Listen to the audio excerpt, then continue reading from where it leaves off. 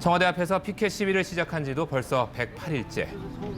매일 정오부터 낮 2시까지 이 자리를 지키고 있는 이는 다름 아닌 고 임경빈 군의 어머니 전인숙 씨입니다. 특별수사단까지 설치가 된 상황에서는 이분들이 정말 힘을 얻기 위해선 대통령의 목소리가 좀 필요할 것 같다 생각이 들어서 거기다 힘 좀 실어달라고 이렇게 나오게 됐어요. 아들의 죽음 뒤에 가려져 있던 진실이 비로소 드러난 건 지난해 10월 세월호 참사 5년이 지난 후였습니다. 어쩌면 아들이 생존할 수 있었을지도 모를 상황에 대한 기록이었습니다. 6년 전 바로 그날. 신원 미상의 남성. 물속에서 구조된 경빈 군은 헬기 이송을 기다리고 있었습니다. 그런데 심폐소생을 하며 구조 헬기에 경빈 군을 옮기려던 순간 상황이 달라집니다.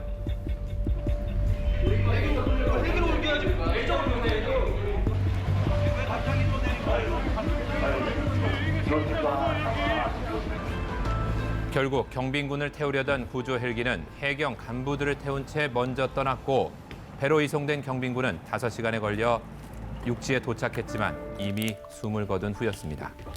도저히 믿을 수 없는 사실을 마주해야 했던 어머니는 온몸이 떨리고 아무것도 할 수 없었다고 합니다. 상처와 충격은 6년 전 그날보다 더 컸습니다. 그때 그 헬기를 탔다면 아들이 살 수도 있지 않았을까요? 하루에도 수십 번씩 생각합니다.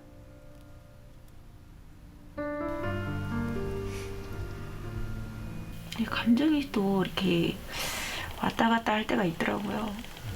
컨트롤이 안 되는. 그때 이후로 좀 뭐 달라진 게 있나요? 달라진 거 하나 있었잖아요. 갑자기 뭐 너무 급작스럽게 특별수사단이 설치가 됐었잖아요. 근데 그 이후로 또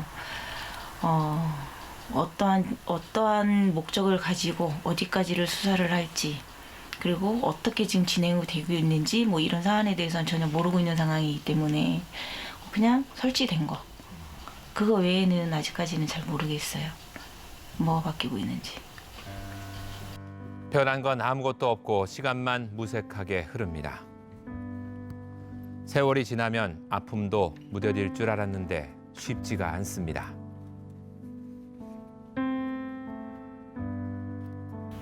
솔직히 그렇거든요. 진상규명이 돼도 우리의 이 보고픔과 그리움과 이 사랑은 절대로 버려질 것 같진 않아요. 버려질 수도 없고. 그렇습니다. 누구에게 이 안녕하세요. 책임을 물어야 할까요? 이렇게? 아니, 물을 수 있을까요? 답답하고 억울한 심정을 겨우 억누르며 하루하루 살아가는데 피해자 보상 차별하지 마라. 내가 먼저 발생한 피해자다. 가끔씩 뜬모를 비난과 오해의 말들로 가슴에 비수를 꽂는 사람들이 있습니다. 먼저 피해하지 마라. 민주노총이 세월호를 침몰시켰다. 뭐 정교조가 침몰을 시켰다. 그것도 모르고 있느냐. 보상금 탔으면 그만하지. 뭘 더 원하냐. 그런 분들도 계시고. 그럼. 비난과 무관심에 상처를 받기도 하지만 세상은 또 그렇게 모질지만은 않다는 것을 느낀다는 경빈군 어머니. 경빈군의 안타까운 소식을 접했던 시민들이 어느새 하나둘 모여들기 시작한 겁니다. 처음엔 혼자 이곳에 서 있었지만 지금은 달라졌습니다. 건강은 좀 어때요? 괜찮아요. 뭘 괜찮아. 다들 너무 미안한 거지. 지역에서 작은 실천이라서 계속 하면 좋을 텐데 마음은 늘 함께하고 있는데 실질적으로 이렇게 같이 함께하는 게 개인으로 결합하는 거는 쉬운 일은 아니었던 것 같아요. 14년도 당시에 저는 고등학교 3학년이었습니다. TV 뉴스로 나오는 걸 보면은 그냥 왠지 모르게 자꾸 눈물 났던 일이 났었어요. 뭐 진상규명된 부분도 없고 책임자가 처벌된 것도 없고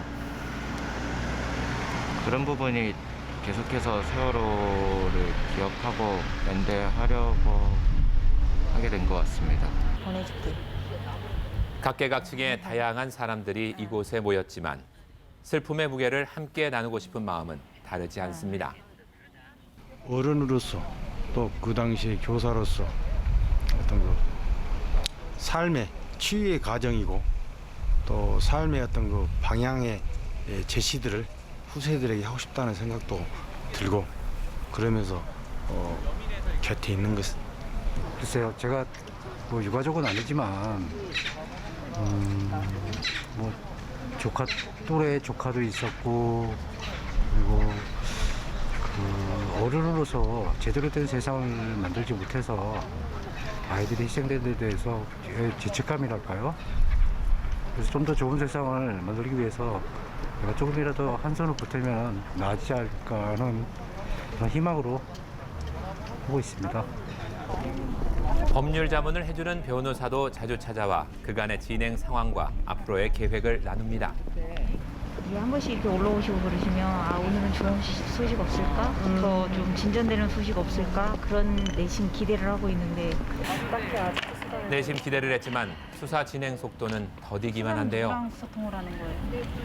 일단 뭐 법상으로는 순환고법이라고 해서 이제 수상에서 재해가 발생했을 때 정부나 아니면 지자체 단위에서 어떻게 대응을 해야 되는지 매뉴얼들이 있는데요.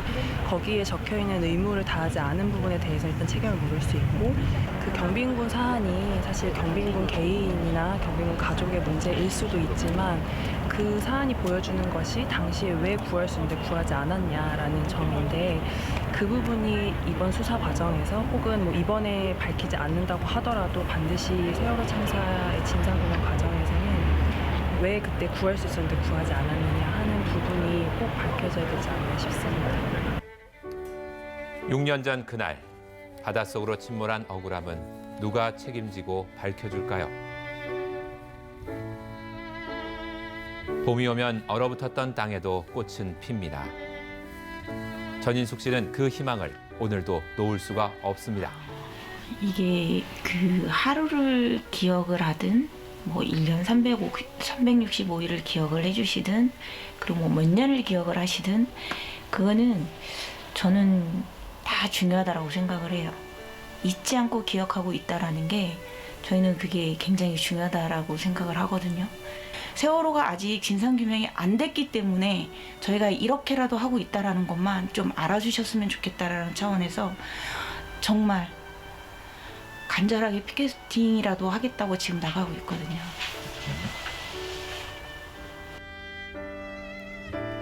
지난 6년간 굳게 닫혀있던 세월호의 빗장이 경빈군을 통해 다시 풀리고 있습니다. 세월호 참사와 책임자들의 처벌을 결코 잊어서는 안 됩니다.